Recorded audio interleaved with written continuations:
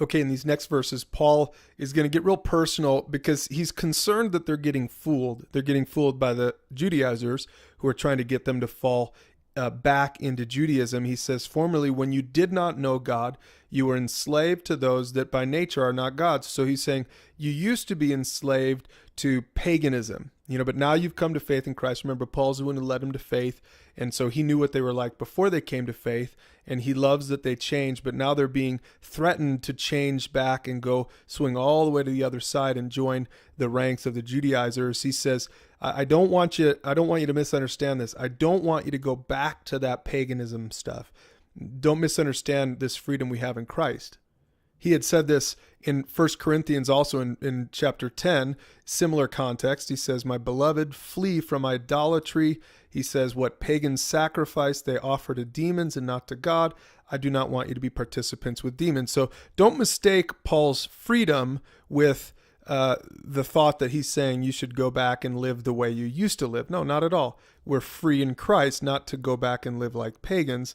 But he says, now back to Galatians 4, he says, but you've come to know God, or rather to be known by God, and how can you turn back again to those weak and worthless elementary principles whose slaves you want to be once more? In other words, don't go back to that stuff. Why? Why not go back? Because you're known by God. You notice the language he's using here. He's saying it's not because of a religion, but because of a personal relationship you have with the living God. Because of that, you have freedom and you can live in this new freedom. Now he goes on in verse 10, he says, you observe days and months and seasons and years.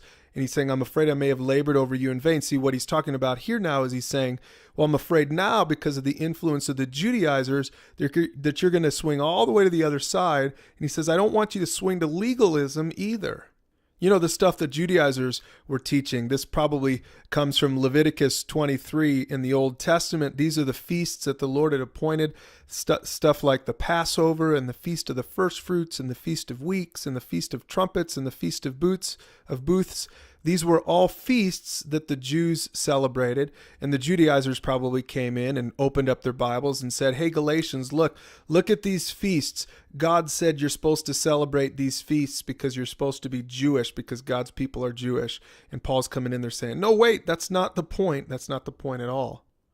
So he goes on and he says, brothers, I entreat you, become as I am, for I also have become as you are. What he's saying is, what this is really talking about is that Paul lived like a Gentile among them, even though it must have been difficult. Because remember, he was a Jew, he was a Pharisee, and he went to the Galatians and he said, listen, I'm going to go ahead and live and eat meat like you do, and I'm not going to worry about all those little rules and feasts and regulations of Judaism, because that's not the whole point. The point is that we have freedom in Jesus Christ. And what he's saying now is he's saying, look at the irony. I came to you and I ditched my Judaism to preach to you this freedom we have in Christ. And now after I've left and the Judaizers have come, now you want to go to that same bondage that I'm not even in anymore. He's saying, why would you go to that? Why would you become Jewish? You're Christians already. There's no need to follow the Jewish laws and customs. He says this, the Judaizers make much of you, but for no good purpose. They want to shut you out that you may make much of them. And so what he's basically saying is that they're flattering you with works righteousness. It's true that sometimes the idea that we can earn our position before God is flattering until you realize in the end it's empty and worthless. And that's what Paul's saying. He's saying it's flattering maybe for a while, but in the end it will lead to depression and worthlessness and despair, because you can't be worthy before God based on your works. And then he finishes this little section off with just a personal appeal. He says, my little children, for whom I am again in the anguish of childbirth, until Christ is formed in you. You see what he's saying there? He's saying, you're like my kids. And it was already one thing to teach Christ to you. But now he says, I feel like I'm in the anguish of childbirth again. Like, haven't we already been through this? Haven't you already been born again? Why do I have to feel like I have to explain all this once again? He says, I wish I could be present with you now and change my tone, for I'm perplexed about you. Maybe you can relate to that. Maybe you've got friends or loved ones, or maybe even your own kids that you've tried to explain the gospel to, and maybe they're going in a bad direction. They're making wrong choices, and maybe you can relate to what Paul's saying right here. Why don't you go ahead and hit pause right now and talk about that for a minute before we go on to the next video.